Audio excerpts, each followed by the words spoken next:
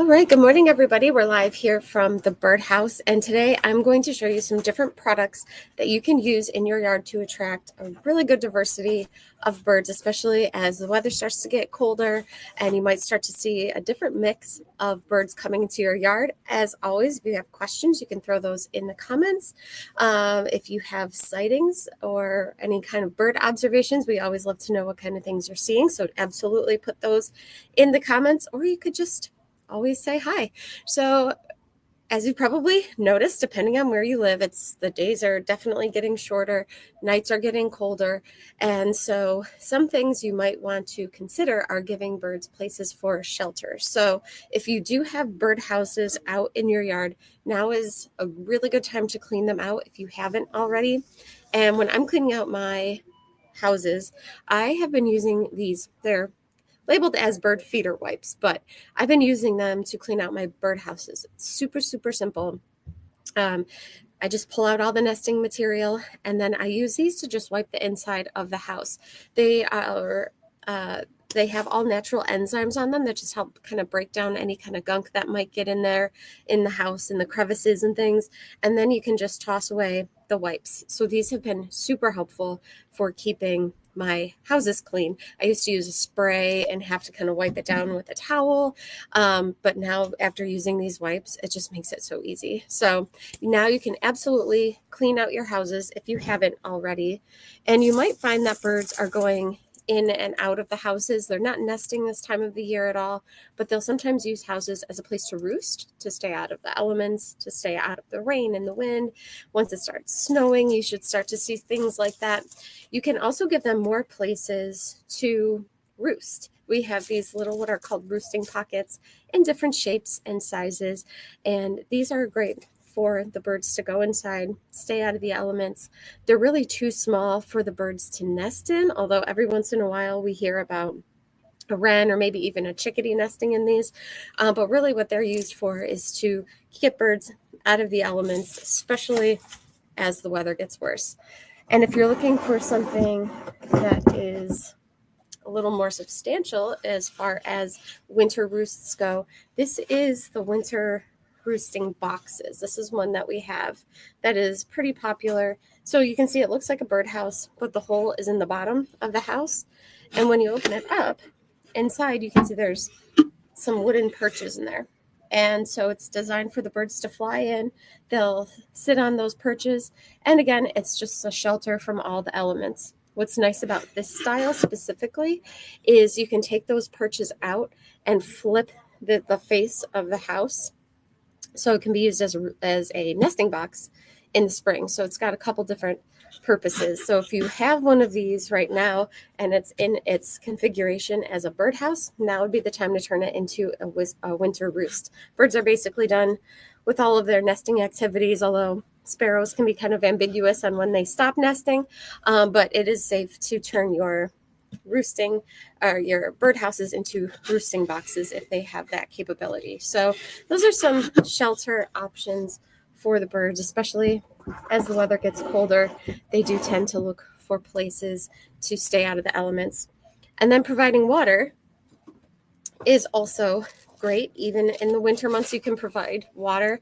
Right now at the store, we do have a sale going on bird baths. All of our cement bird baths and our pottery, our glazed bird baths are all 30% off. And that includes cement benches and cement statuary. So that's going on now through the end of the month. So if you're interested in a bird bath that's good for the spring, we have those all on sale. But as we're going into the colder months, you want something that is okay to be left out in the elements in the wintertime. And if you've got a bird bath that is plastic or metal, you can put a heater inside of them. And these heaters operate on a thermostat. Most of them all operate on a thermostat. So you plug them in and they don't necessarily run all the time. They just run enough to keep that water unfrozen. So we have these in different styles. So this is just a bird bath heater. And we also have just the heated bird baths themselves, again, in many different styles. But the heated bird bath like this are nice because all of the heating elements are all enclosed inside the bird bath. So they've got a little cord that hangs off the side. You plug those in, and again, they operate on a thermostat and they keep the water unfrozen in the winter months. So we have a good selection of those in stock right now. They are all on display at the front of the store. It's starting to be that time to think about heated bird baths. But the best way to attract the largest diversity of birds to your backyard any time of the year is with food. And there's different food options to put out this time of the year. On Tuesday, we had Matt Young of the Finch Research Network on the broadcast. And yes, we do have his book in stock still.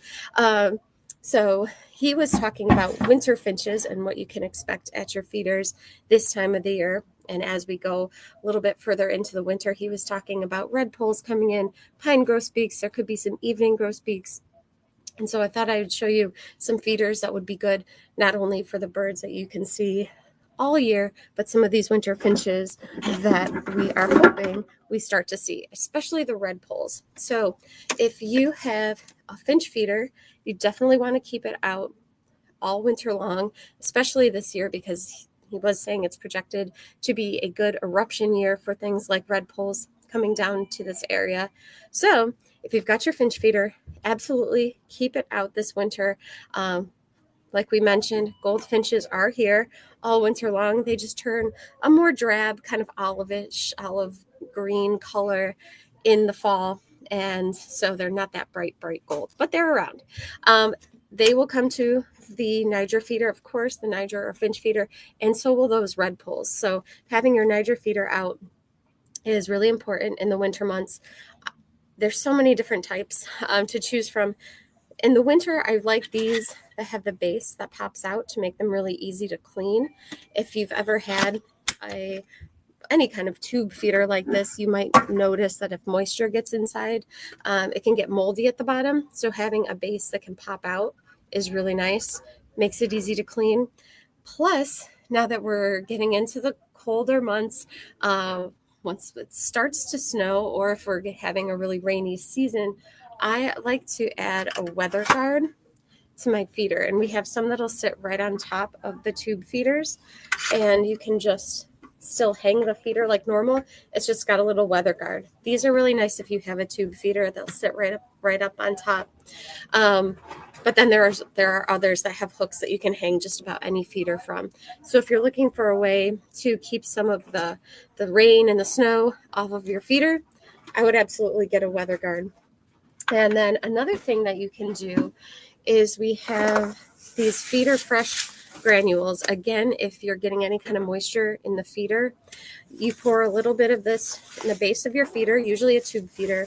You fill it with seed, sprinkle a little bit on top, and it just absorbs some of the moisture that can get into the feeder. So this is all natural, all safe for the birds. It's made to be put in bird feeders, and it'll keep the seed from getting moldy. So those are some tips for finches. And absolutely, if you see any interesting finches, absolutely let us know, especially if you're starting to see anything like the redpolls. Another bird that we were talking about on Tuesday were the grosbeaks, pine grosbeak, evening grosbeak, even things like purple finch, which are coming down into the area. They all like larger kind of feeders that have lots of perching room, especially those grosbeaks. And one thing you can always put out are tray feeders. These tray feeders will attract the small birds, they'll attract the big birds. There's lots of room for them to fly right in, perch, and eat. And so these are good for just about any kind of bird that's going to come to a bird feeder will land on something like this.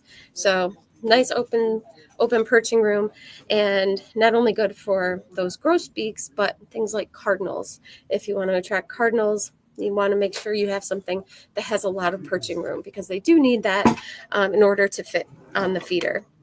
Another option that's really similar to a tray feeder are what are called fly-through feeders. So this doesn't have any plexiglass in it or anything. This is basically a platform feeder with a roof. So it helps keep the elements out. And both that tray feeder and this what's called a fly-through feeder, have mesh bases. So if any moisture gets in here, it'll drain out. So these are really nice. So this is kind of next step up from a platform feeder or a tray feeder because it has the roof. So it just keeps it a little bit more protected. But if you want to put out a lot of seed at once, we have these in so many different colors and sizes. This is a hopper feeder. So this does have the plexiglass in it. The top just lifts off. This one has a little hinge on it that just comes up. You can fill this with a lot of seed and you don't have to refill the feeder all too often. So we have these in so many different sizes. This is kind of a standard medium size. We have some that are smaller. We have some that are much, much larger. This holds about 5 pounds, but we do have some that will hold up to 20 or 25 pounds of seed if you're really looking for something that you don't have to refill all too often. And as far as the food goes on what to put inside those, our chickadee blend continues to be our best seller. There is something for every kind of songbird that comes to a backyard seed feeder in this chickadee blend. So there's something for everybody in this for all year round. There's a lot of black oil sunflower in it. There's a lot of shelled sunflower. There's peanuts in here. So if you're looking for just one type of seed to put in your bird feeder, you can't go wrong with the chickadee blend. And that can go in the tray feeders. It can go in a tube feeder. It can go in those hopper feeders. But for your Niger feeders or your thistle feeders or finch feeders, our bestseller is turning into the Finch Favorite blend. This is a mix of Niger seed and ground up sunflower hearts. So sometimes with the finch feeders, they just get filled with Niger seed, which the finches absolutely do love. But this Finch Favorite blend also has the ground up sunflower hearts in it, so it gives the birds a little bit something extra. So most people that have switched from Finch Favorite, from the Niger seed to the Finch Favorite, stick with the Finch Favorite. So this is perfect to put in your finch feeders to try to attract those goldfinches in the winter and things like the red poles. And something else that's quite popular, especially as we go into the winter months and you might not necessarily want to go out to refill your feeders as often, are these seed logs. And we talk about those quite often. This is the bugs, nuts, and fruit variety. And so just like our chickadee blend, there's something really for everybody in this. It's got a lot of shelled sunflower. It's got peanuts. It's got mealworms. There's no shells on this, so it doesn't create a mess. And it takes the birds longer to go through these usually than it does just loose seed that you would fill in your feeder. And the seed logs don't need anything super extravagant to sit on or hang on. The seed logs have a little hole that's drilled down the middle of them. You can slide them on a feeder like this, just hang it. This has a little perch on it. Super easy, super, super easy. And we have all of these things in hot pepper options too. So the hot pepper seed, the birds will eat, but the mammals won't. So you don't get squirrels coming to your feeder or even deer. They do help keep the deer away, which we've been getting lots of questions about deer, especially as it gets colder and the deer will get more desperate for food. They will definitely come to bird feeders, but they don't like the bird seed with the hot sauce on them. And then, of course, you want to make sure you've got your suet out. And we have lots of different suet feeders. We always recommend the paddle tail suet feeders that have a little projection on the bottom. This one is quite large, though. This is made specifically for the pileated woodpecker. So this is made for those really, really large woodpeckers. It's got the really long paddle tail. But what's nice about it is that it holds 2 suet cakes. So again, you don't have to go out and fill your feeder all too often if you've got something like this. So if you're looking to attract pileated woodpeckers, this gives them plenty of room to cling onto the feeder and have room for their really long tail. But the little woodpeckers can feed from this also. So a little bit of something for everybody here with this feeder. And then there's also peanuts. So if you're looking for something extra to add to your backyard feeding station, you've got your Niger, you've got your suet, you've got your sunflower mix, definitely consider adding peanuts. Things like the chickadees love peanuts, nuthatches, woodpeckers, and we have different types of peanut feeders. There's different ways to offer peanuts. You can give them what are called the peanut pickouts, or the insides of the peanuts, and those can go into a feeder like this. It's just a little mesh feeder. The birds will cling onto this and pick out the little pieces of the peanut. So we've got those. And then there's also feeders for peanuts in the shell. So we have different types, but this is an example of one. It has really large holes in it and a nice big tray. And this is made for blue jays or larger woodpeckers. They can fit on this tray and they'll either pull the peanuts out of these holes or out of the bottom of the feeder. So we do have feeders for peanuts in the shell. And if your yard is anything like mine, I've been having tons of blue jays over the past few days, and they've been clearing out the peanuts like crazy. And then also, if you're looking for a way to store your seed, especially if you're storing it outside or in a garage, we have the seed cans too. And this is a small one. We have much larger ones also.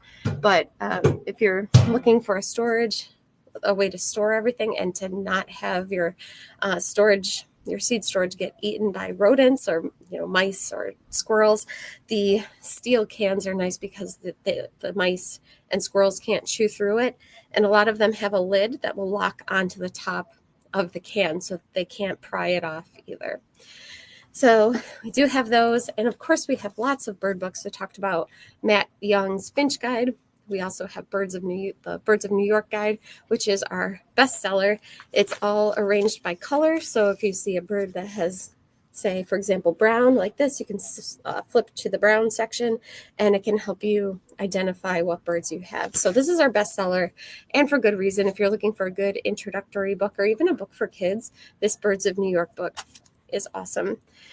And we are getting in lots of merchandise for the winter and fall, including things like cozy socks. We're definitely in cozy sock season.